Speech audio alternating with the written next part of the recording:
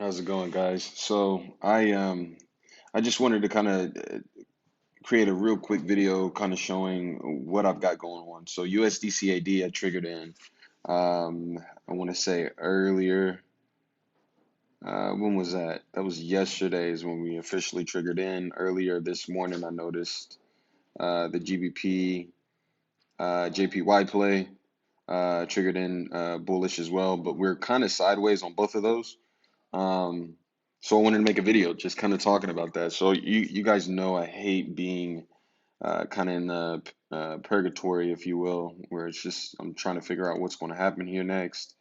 And so I'm moments away from maybe taking both of these off because the move isn't really coinciding with what I'm expecting here.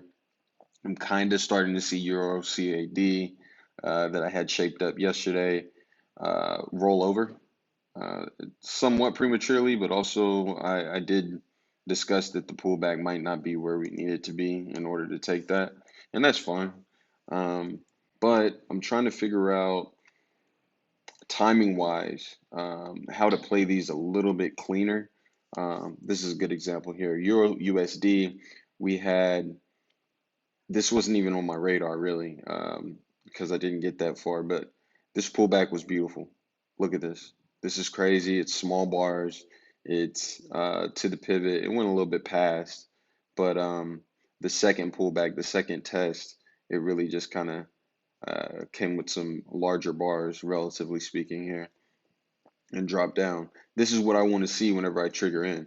Obviously, the first trigger signal was back here, but this move is what I'm always looking for. I want to time this move.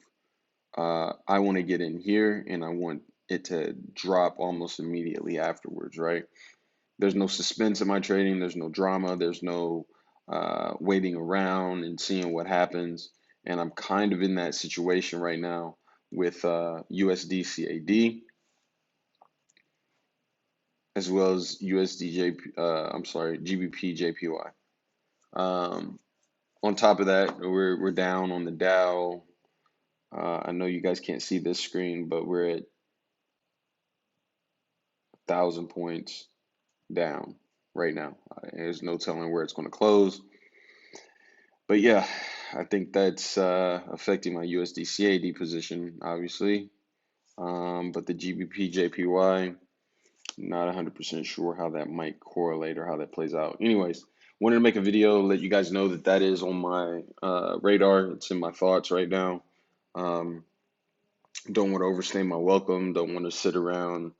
Uh, this represents mental energy, right? When you're in a position, you're thinking about it, even if it's in the back of your mind, unless it's like a situation where you set it and literally forget it and let it reach its profit or loss with unfazed. I'm still a little bit attached and thinking about these two trades. Um, Yeah, that's fine. I just want to make I guess, a trading psychology type of post. So here you are. All right, y'all.